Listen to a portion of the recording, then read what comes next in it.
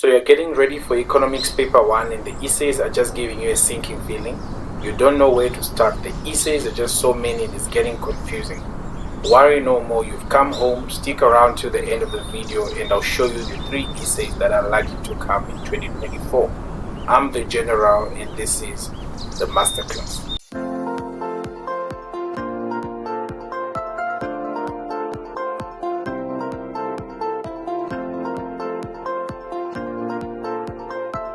So guys, can we actually know which essays are coming? Yes, we can. Here is a trend analysis which shows us all the possible topics, possible essays, the year they were set, and the probability of them coming as a final paper in 2024. So here we've got your question 5. If you haven't watched this video, please check it out. It will help you a lot. Today we are on question 6 and we are looking at economic pursuits. We've got protectionism, economic growth and development, regional development, economic and social indicators, and we have all the possible essays right here. Now we are saying let's play a game of elimination here. Let's look at the essays that have come so far, when they came, and determine how likely they are to come right now. We've got export promotion. It was in 2023 November. We are saying there's no way it's coming in 2024. 2021 November, we had arguments in favor of protectionism. They will not repeat it. Then we've got asset growth and development policies. It's not coming. It just came in 2022 in November. So they have to vary the topics that will come as essays. We still have economic indicators without production indicators, which is also not coming. Now we are left with 3 essays. Demand side approach. This one never came in June, it came in 2022 June. It might be set. Essays, initiatives or endeavors in regional development has never been set. It might come. We are looking at the period between 2021 and 2024, so it is likely to come. Then social indicators, we have 2023 June. It has not come in November. It is also likely to come. So that gives us the 3 essays that we are going to look at for today. Now stick around so that at the end of this video you will catch the essay that I think is most likely to come in 2024. Let's go over and start looking at our essays. So the first one, we've got social indicators. It says discuss in detail South Africa's social indicators for 22 marks. Please remember we are dealing with the main part only because the additional part changes from essay to essay, so we are not able to predict it. Introduction. Social indicators are concerned with people. They monitor identifiable and definable issues related to human well-being over a period of time. So that's a befitting introduction for our essay right there. Then we go to the main part. We are looking at the different social indicators now. We've got demographics. The first one is population growth. The size of the population is important for infrastructure and social programs. The size of the population was 61.3 million in March 2023. Measuring population growth is important for delivering social services and for identifying the size of the tax base, the total number of people paying taxes. So we are saying in an economy, it's important for us to know how many people are in that particular country that are contributing to that economy and what is the rate of the growth of that population, because it will help us in planning things like social services, municipal services, water and electricity, what to give where, as well as how many people are paying taxes in the country. Then we go to life expectancy. This expresses the number of years a newborn infant will live if the prevailing patterns of mortality remain the same throughout his or her life. So we can also measure how well an economy is doing through a social indicator of how long are people living in that country on average. If people are living longer, then we can deem that economy to be doing well. It is delivering a good quality of life for those people. South Africa's life expectancy rate increased from 47 in the early 2000s to 64.9 in 2023. So we are saying in South Africa, people are living longer than they used to. Life expectancy at birth was estimated at 61.5 years for males and 67.7 years for females in 2019. Now that reminds me of a theory of why females live longer than males, but that's a collab. Nutrition and health. The standard of living of the population is related to the quality of nutrition and health. What are the people eating? How is the healthcare system like? Nutrition is an important indicator for the well-being of infants and young children. Child nutrition, malnutrition is expressed in two ways: weight for age, which is underweight, and height for age, which is dwarfism. So that's how we measure if someone is getting the right nutrition. The proportion of underweight children is the most important indicator of malnutrition.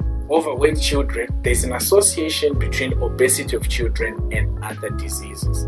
So we are saying if kids are obese, they are prone to other diseases, and this affects the quality of life that they live. And that all comes from the food that they are eating. Infant mortality, the number of children that will die before 1 year of age, is one way of measuring the health of a population. So the kids that are born in our hospitals, how many of them make it past 1 year? That's what we call infant mortality rate. Under 5 mortality, the number of children that will die before the age of 5 years. Health expenditure, the amount of health expenditure as a percentage of GDP. How much of people's income is spent on getting health services? That's what we're talking about here. Do people have enough money to look after their health? If they do, that's a social indicator that the economy is doing well. Access to safe drinking water, the percentage of a population that has reasonable access to safe drinking water. How many people have running water from a tap? Access to sanitation facilities, the percentage of a population with at least adequate sanitation facilities that can prevent human, animal, and insect contact. Then we go to the next one, housing and urbanization. Here we are saying significant proportions of South Africans are poor and cannot afford to buy residential property. The government facilitates home ownership by means of a subsidy system and loans from the private sector. More than 3 million subsidized houses have been handed over to households since 1994. So you would know about the RDP system, which gives people RDP houses. That is part of the government's initiative to make sure that people have decent housing, even if they may not afford it on their own. However, some they go to get bonds from the private sector, from the banks. Urbanization. Urbanization is the increase in the population numbers of cities and towns. The level of urbanization is one of the indicators of a country's social development. How many people are coming from Emakhaya and they are coming to urban areas such as Pretoria, such as Cape Town, such as Joburg? How many people are migrating to that place? Why? They are looking for better opportunities. The more they are in urban areas, the better a chance they stand to get good opportunities for employment. Urbanization is an important social indicator because it points out to governments and developers that land has to be provided for a variety of purposes and services. Education. People's standard of living is directly related to their level of education. So the more people are educated, the more people are able to live a better standard of life.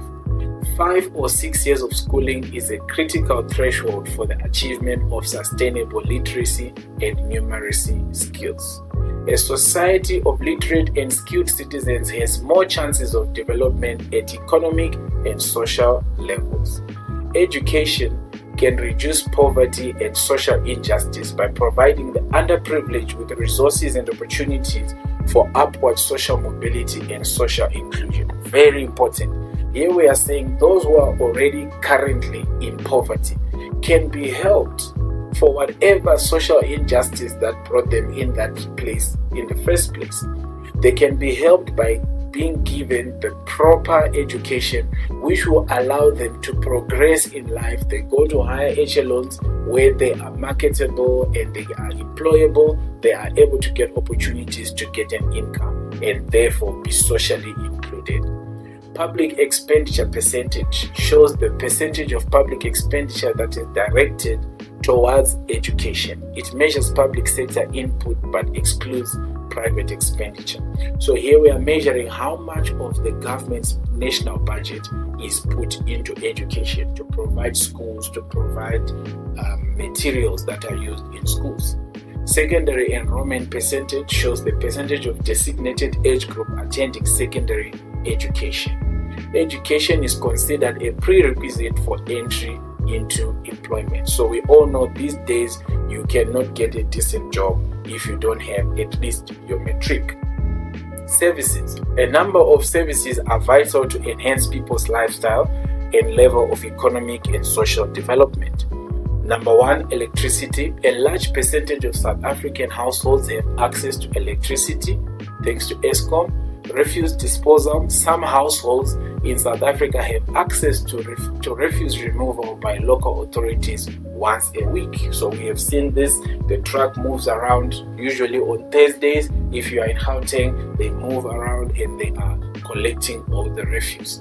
Water supply. The average number of households who have access to an improved water source has increased in South Africa since 1994. So we are saying all these services, they show where the economy is at.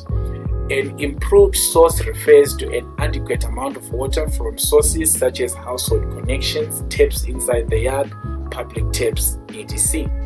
Reasonable access is defined as the availability of 20 liters per person per day from a source within at least 1 kilometer of the dwelling. So this is really basic because we are saying just at least 20 liters per person that can be used for bathing, for drinking and whatever else. And this water must not be more than a kilometer away. But most of us, we know we even have taps inside the house and so on and so forth. Sanitation. More households in South Africa have access to functioning sanitation.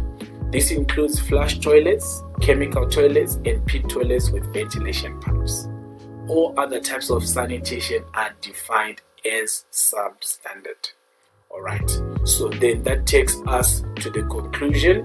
Social indicators can serve as a focal point in directing government expenditure on issues that will guarantee social development and quality of lifestyle. So we check from our social indicators, how are the people doing? Are they having the right infrastructure? Are they getting the right services? And we know where to direct money in the national budget.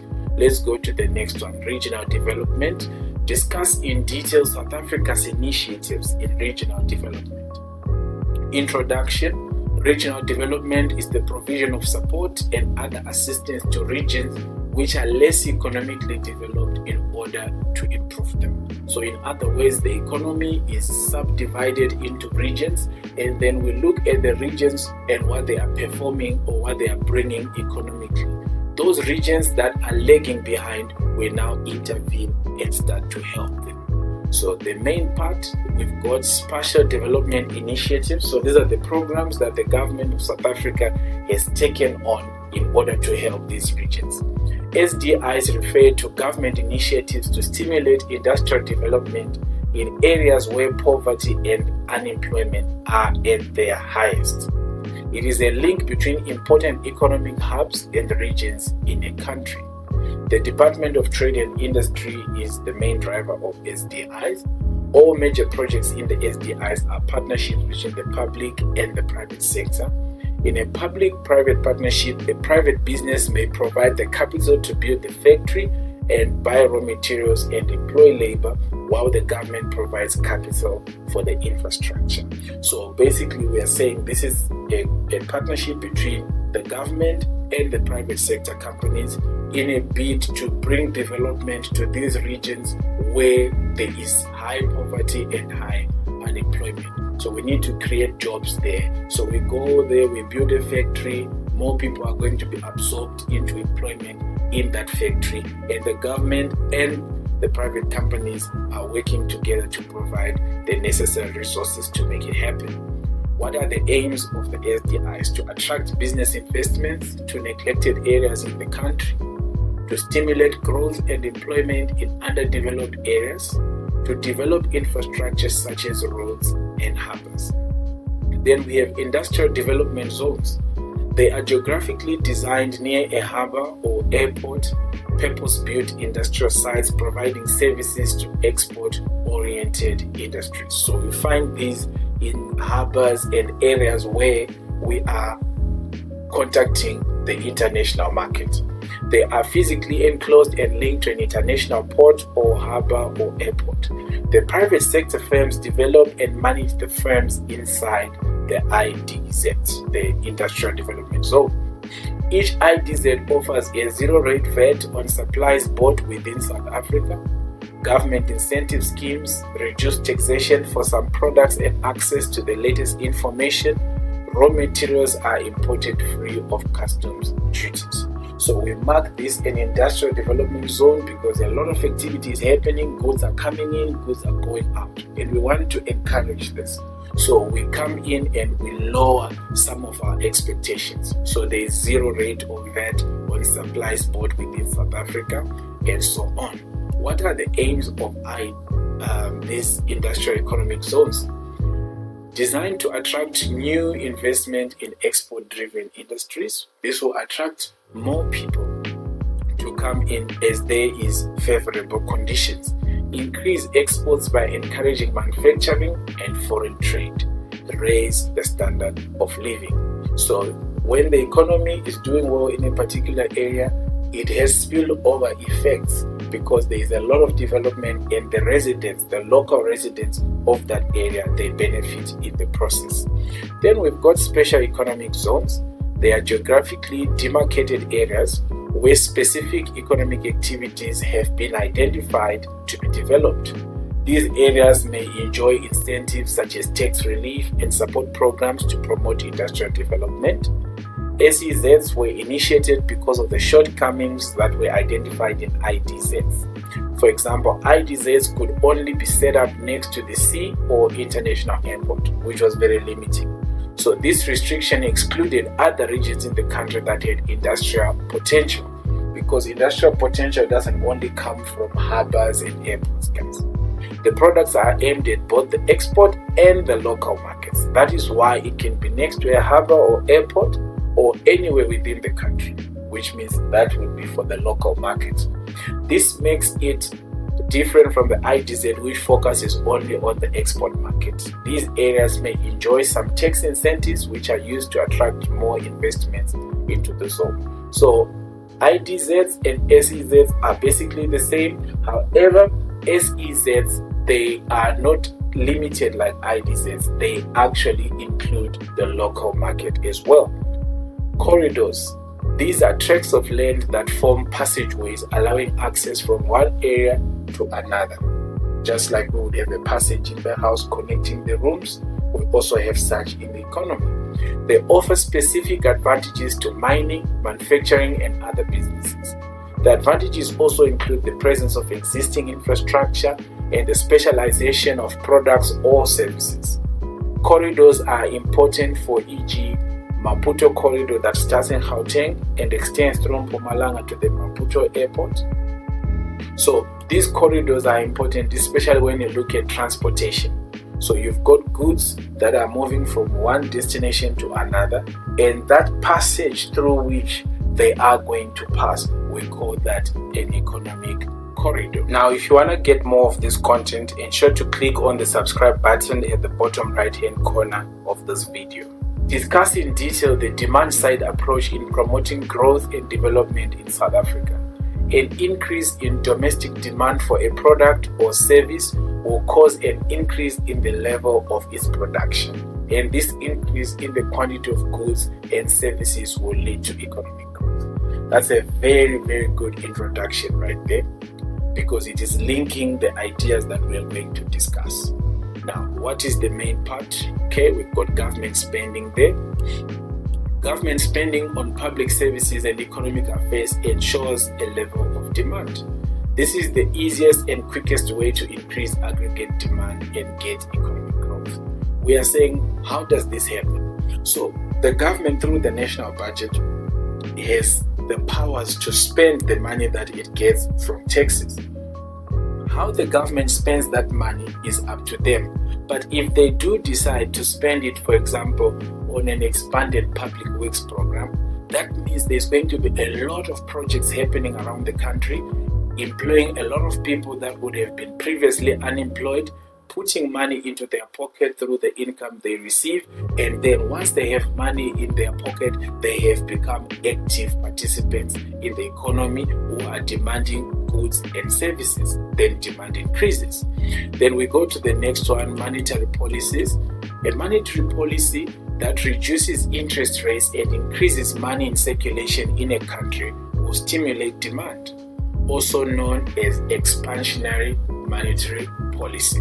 Central banks manage the availability of money by means of open market transactions and cash reserve requirements. Now, we have also dealt with this in a previous video, which I would like you to go and check on this channel.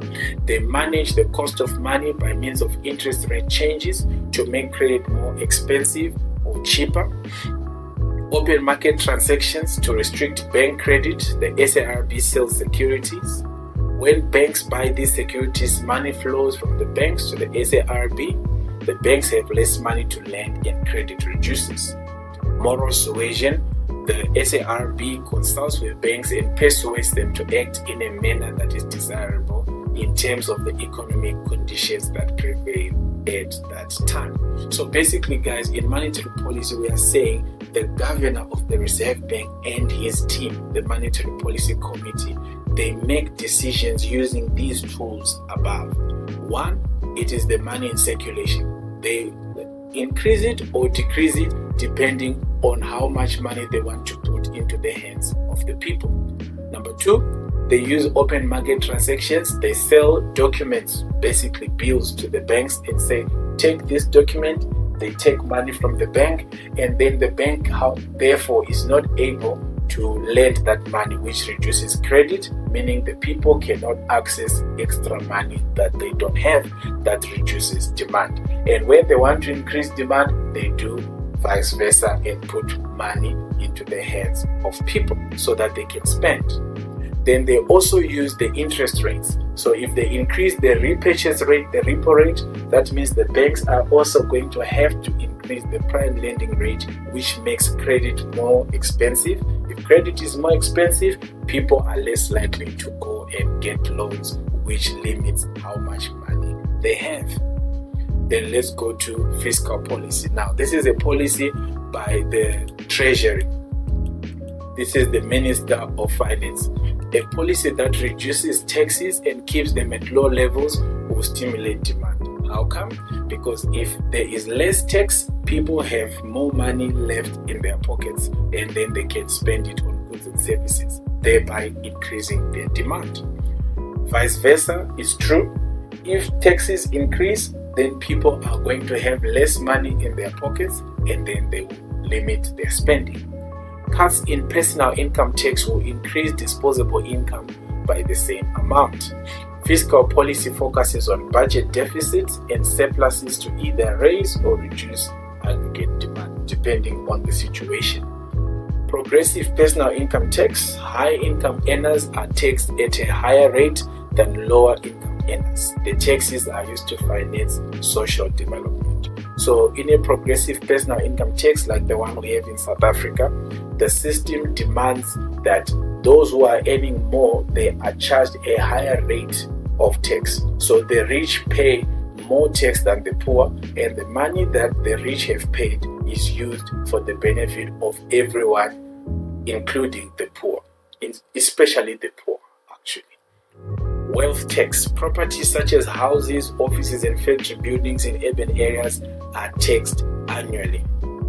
Transfer duties paid when properties are bought. Shares and bonds are taxed when traded. Then we also have capital gains tax levied on gains and on the sale of capital goods such as properties and shares. Estate duties levied on the estate of deceased persons with a value of 3.5 million as of 2016 and above. So all these ones above, the four we have just discussed: wealth tax, transfer duties, capital gains tax, estate duties, for citizens that have things, that have property, and they have to pay certain special taxes based on those things that they own. Then cash benefits, old age pensions, disability grants, child support grants, and unemployment insurance, also known as social security payments. Natural benefits, provision of healthcare, education and school meals, protection, municipal services and infrastructure, where user fees are charged. Poor people and low-income earners benefit more than others because they pay nothing or less than high-income earners. Limited quantities of free electricity or water. So in South Africa, things don't operate the same way for everybody. So there are schools where you go to where you don't even pay school fees, but all the resources are given. Yet some people, they also go to a government school, but they are required to pay a lot of money because they are paying their way through school. So this levels the playing field. Then we have other redistributions, the public works program, which I spoke about, special development initiatives, which we spoke about earlier, SDI and SMMEs to have advantages that favor poor and low income earners by providing employment subsidies and cash and other financial benefits. So as promised, guys, at the beginning of the video, the essay that I think is likely to come at the end of this 2024 in paper 1 is our second essay that we looked at, which is regional development, simply because between 21 and 24 it has never been set either as a June paper or as a November paper. So it is likely for that reason to be the essay that will come. So those are your essays for question 6 of paper 1 in 2024. And to get the essays for question 5, watch this video. God bless you.